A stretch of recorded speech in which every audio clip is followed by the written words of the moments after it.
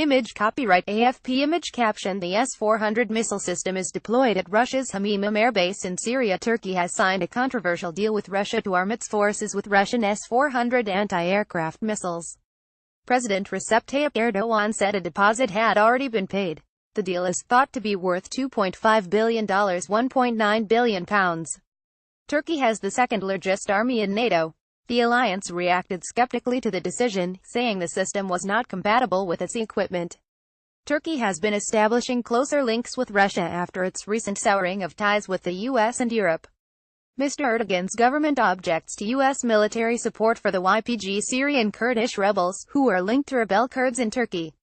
Russia says the S-400 system has a range of 400 kilometers (248 miles) and can shoot down up to 80 targets simultaneously, aiming 2 missiles at each one. Russia deployed the S-400 at its Air Force base near Latakia in Syria in December 2015, after Turkish jets had shot down a Russian Su-24 warplane on the Syria-Turkey border. That incident caused a diplomatic rift between Russia and Turkey, but President Erdogan later patched up his quarrel with President Vladimir Putin. Tensions within NATO. A military advisor to Mr. Putin, Vladimir Kozin, said the S-400 contract with Turkey was strictly compatible with our strategic interests. On that score, one can quite understand the reaction of some Western countries who are trying to put pressure on Turkey. Mr. Erdogan, quoted by Turkey's Hurriyet Daily, voiced displeasure with unnamed Western partners who were seeking enormous amounts of money for military drones. He said Turkey had killed 90 YPG terrorists in the past week with Turkish drones developed because the Western ones were too expensive. We are responsible for taking security measures for the defense of our country, he stressed. Image caption. Russia's President Putin and Turkey's President Erdogan back to business after patching up a quarrel. The BBC's Mark Lowen in Turkey says the missile deal is clearly a rebuff to NATO, after the US and Germany withdrew Patriot air defense batteries from Turkey. In 2015, Turkey urged its NATO allies to keep those batteries positioned on the Turkish-Syrian border. Speaking to AFP news agency, an unnamed NATO official said no NATO ally currently operates the S-400. They added NATO has not been informed about the details of any purchase. Germany's foreign minister, Sigmar Gabriel, said Berlin would put all arms exports to Turkey on hold due to the deteriorating relationship between the two nations. Mr. Gabriel's counterpart in Ankara, Mevlut Cavusoglu, said the comments were inappropriate for a foreign minister.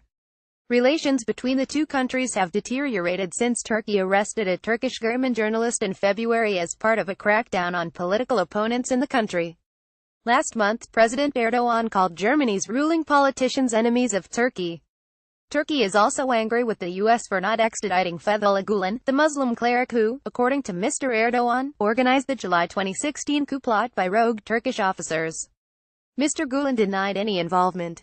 Manufacturer Almaz anti-arms firm deployment. Hamimim air base near Latakia entered service in Russia in 2007. Range 400 kilometers (248 miles). Speed up to 4.8 kilometers (3 miles per second). Max target height 30 kilometers. Can track up to 80 targets simultaneously. Types of target: aircraft, cruise missiles, medium-range missiles, drones, other airborne surveillance systems.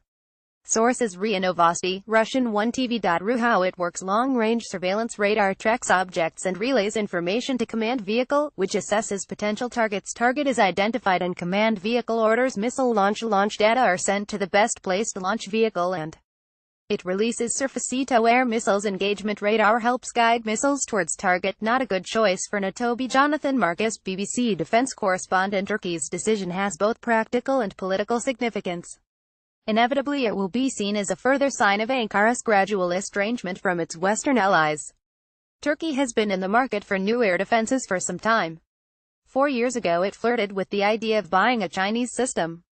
But after pressure from its NATO allies it backed away from the deal. Choosing a Russian system, which will be hard, if not impossible, to integrate into NATO's wider air defense system makes little strategic sense. It was not that long ago, November 2015, that Turkey actually shot down a Russian warplane that it said had intruded into its airspace from Syria. But since then much has changed. On regional policy, Ankara and Moscow are more closely aligned, and Turkey's internal policies are seen as increasingly repressive by many of its allies. In NATO generally the only Russian equipment used is legacy hardware in the forces of former Warsaw Pact countries. Greece also has an earlier Russian air defense system that was first sold to Cyprus.